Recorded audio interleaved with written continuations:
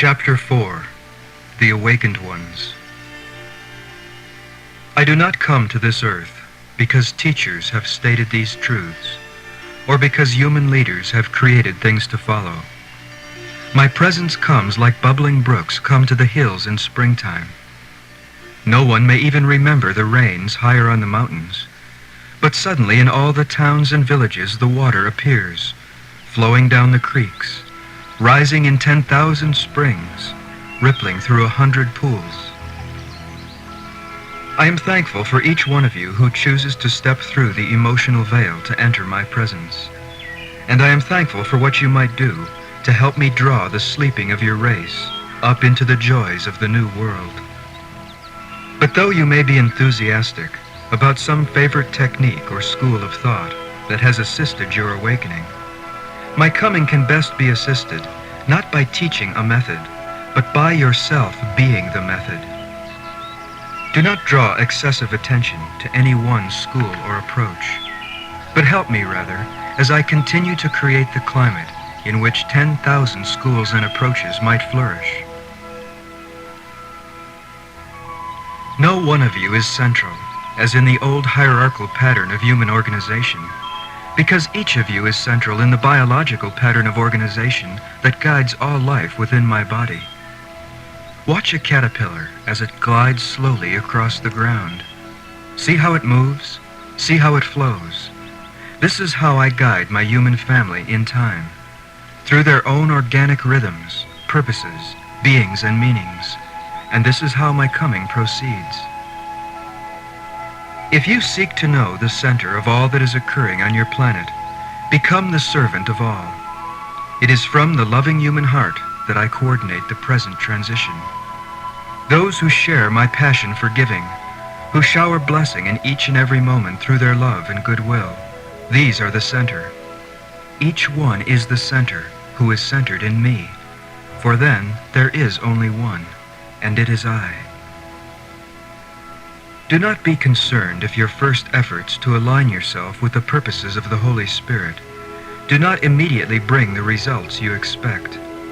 Expect no results, but that your patience and consistency in giving will soon be matched in time, like a clutch engaging with the engine, by the source, the origin, the giver of every good and perfect gift. For I am the source of all blessing, and the wellspring of all truth. It is I who am before the beginning, the Creator in the garden, and I who am eternally after each universe fades. I give my being that all might have life, and in my giving there are no reservations. Those who will steward my intelligence in the order of time come to rest in the places of my being that direct phenomenal development, because they give all that they are to love, and so, in giving, come to know both their God and themselves. Welcome the Holy Spirit into your life. Let my gifts to the earth be given through you. Wherever you go, whatever you do, help people feel at ease. Spread a sense of well-being. This is one of the finest gifts that you can give. For those who receive this gift, begin to open their hearts, and it becomes possible for them to hear my voice. Mine is the voice of the new common sense that is being turned up on your planet just as surely as the volume of my eternal human song. I have come to this earth to sing my human song, and my singing has called your body from the soil and your spirit from the sun. I have sung you into being, my created one, my human spirit. You have chosen this world that you might help me populate this universe with something more gentle than stone, yet less passionate than a star, something of myself. I am calling you into full humanity, into awakened conscious life in my presence. Come, honor the ways of love. Become my friend and partner in the healing of the earth and the creation of a new world. I am now ready to orchestrate all the good works on earth, bringing them into step, into harmony, into a quality of rhythmic amplification beyond human experience. When the atoms of physical substance are aligned in the same direction, magnetism occurs. Whole new laws and electrical possibilities appear. In much the same way, when the thoughts and the love of human beings are aligned in my presence, a whole new kind of human activity can occur. This is why I told you that you would do the greater works. For I knew that in this time of planetary Pentecost, I would not be one man alone speaking to the multitudes, but that I would be the multitudes, and new energies and new superbiological principles would amplify my deeds. To the extent that you are doing good on earth, you are already motivated by my Holy Spirit. But so long as you do not recognize this, you are only partially effective, accidentally tapping into coherence from time to time, with little idea of why or how. Begin living consciously. Acknowledge my presence within you. Pray to me for direction. I will amplify your effectiveness 1,000-fold. When the human design is allowed to work properly, one Holy Spirit is incarnate in a multitude of human lives. Each of these healthy humans knows the Holy Spirit as his or her own spirit. These are the awakened ones, who have returned the use of their bodies, minds, and hearts to God, the human spirits who have chosen to remain fully incarnate. The awakened ones take responsibility for their immediate perceptual field. They know who they are. They are my channels into a particular geographical location.